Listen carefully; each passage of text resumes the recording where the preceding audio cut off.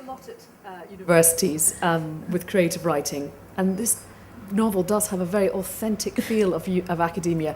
Have you had much feedback from that sector? Yeah. I was really hoping that people would think it was them, but they've all been really, really polite about it. And I keep saying I'm kind of looking for a wee quarter-time teaching job, and I can say nobody's come forward for that either. No, I think it's academics are quite generous in that way. I think they don't like it when I say he's the least glamorous hero. They don't like that bit, but apart from that, they've been very, very nice. I'm interested to hear that your collaboration with Zoe will be featuring an island, because obviously an island, Lismore, features very heavily in this book, and it's an extraordinary portrait of a place with dark secrets. What gave you the idea of taking the action to the island, and also because it's so specifically Lismore, has that been a problem? Not so far, but I haven't been back there since the book came out. I chose Lismore. There is a little apology to the people of Lismore in the back of the book, and I chose it for very concrete reasons, actually. It's an island that feels remote, but isn't really. It's not really remote. You can get there very easily in an hour. It had to be somewhere close by. There's also an archaeological aspect to the story as well. So I wanted somewhere that was close by, but wasn't like Arran, where you have lots and lots of visitors. You have pubs, you have restaurants, you have cafes. Lismore is very good for walking. It's very good for bird watching, very good for archaeology, but there isn't a great deal else there. There's a lovely visitor centre, and that's about it. I wanted, I guess that the isolation that Murray feels when he's there perhaps reflects his state of mind, and I also wanted him to be somewhere that he was physically out of his ken, really, beyond his comfort zone. He's still in his own country, but he's very much somewhere else. And we travel to the Highlands and Islands a fair bit. We usually go away a couple of times a year and try and stay somewhere. And there's always a point in the middle of the night when I'm just terrified, because in Glasgow, I know what the shouts and the screams and all of that are. In an island or in the countryside, I don't know what they are. And I also think nobody can hear me scream. You know, there's no one to come to your aid. So while I like it very much, like Murray, I'm a little bit scared of the countryside. You have this. Your work can be categorised sometimes, and booksellers and publishers always love categories. Do you feel you think of yourself as a literary novelist, as a crime writer? This book has been categorised as crime. Are you happy with that? I think as a writer, you're just happy to be out there, actually, and in some way, and I'm very relaxed about it, about the categories that you're put into.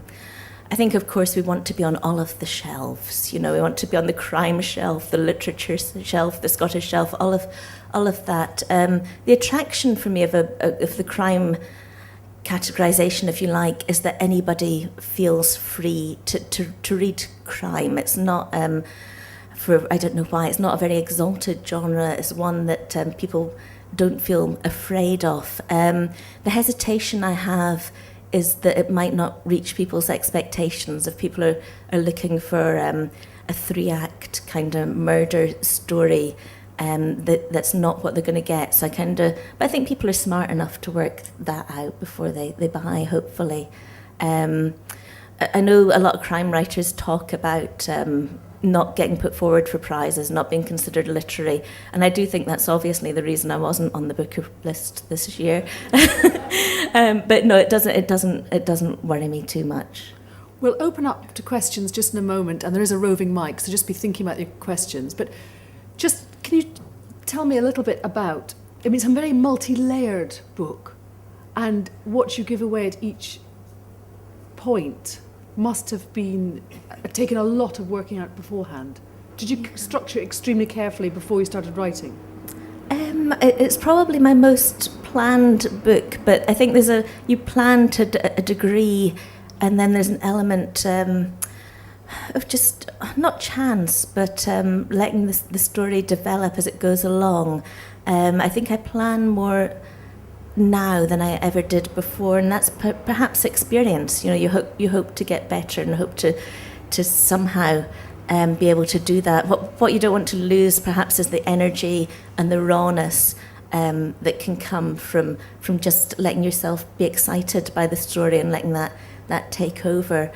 So I do, on my wall, and where I write, I do have a lot of maps up. I've got a very poor sense of geography, so I need them. And I also have visual sort of mind maps that I draw, kind of working out the connections between people and that kind of theme. There's a kind of tension between art and academia in this book, and there's also discussions about suicide and things. Archie Lennon may have committed suicide. Murray doesn't know. So there's all sorts of different things that are going on. Murray's brother Jack is a conceptual artist, and I'm very interested in conceptual art. Very excited by it a lot of the time, even while not understanding anything that's going on. Murray isn't. Murray just thinks it's a load of nonsense, really. One of the lines that I took out is something like he was finding it increasingly hard to distinguish between contemporary art and a stupid waste of time, which isn't my opinion, but so there's a lot of tensions going on there. A lot of mirroring, a lot of doubling, that kind of thing. Now, would anybody like to ask a question? We've got this roving mic. I'm sure Louise would be happy to talk about any of her books. Yes.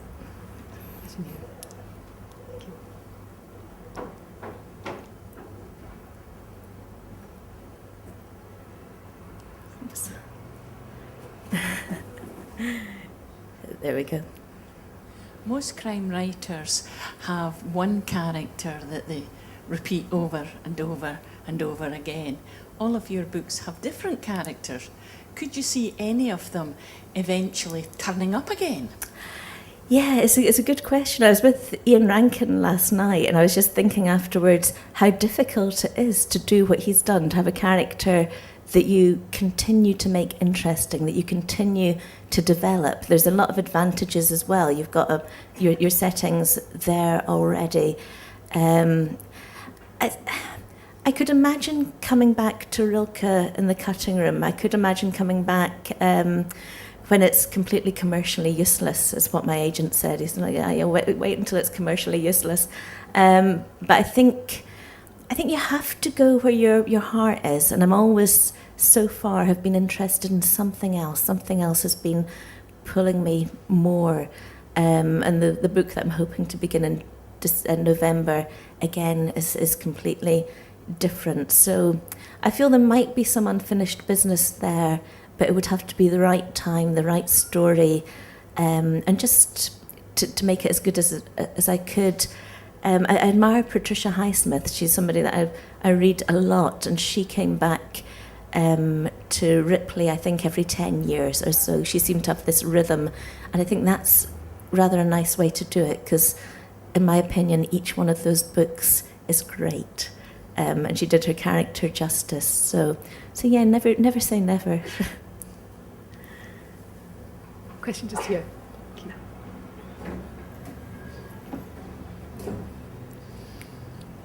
It's a two-parter. I wondered if you'd ever read Mark Billingham's book, I think it's Sleepyhead, where parts of the narration are from the point of view of a victim who hasn't been killed, and she has locked-in syndrome.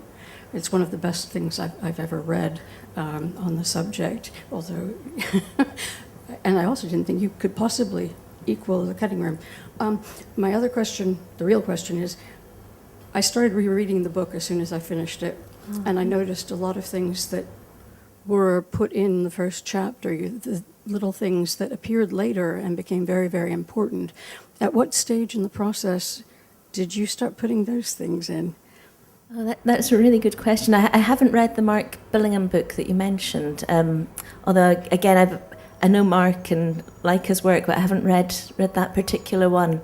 With the first chapter, I think most of the things that were in there that come out later on, I think are maybe the germ of the narrative, if you like, and I think most of them went in pretty early. So I think it was just there's a lot that develops from the first thing, and I think it might be partly because it's so much to do with Murray Watson's character, and although it's in the third person, it's third person particular, and I think a lot of how he sees the world influences what we see as well. So all of the things about the text were very much there, perhaps from the beginning. Although I probably spent about a year editing the book as well, so it begins to become rather hazy, and you can't quite remember what you did when.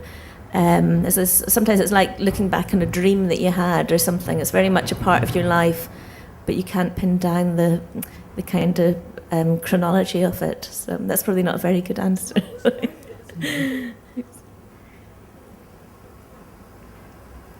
Anybody else? You can feel free to ask me anything. Could I ask you about Tamburlaine Must Die? Yes, please. Wherever did it come from? Well, that was partly a commission as well, actually. Tamburlaine Must Die is set sort of 15th century with Christopher Marlowe, who, as you know, is a poet, a playwright, and we think probably a spy.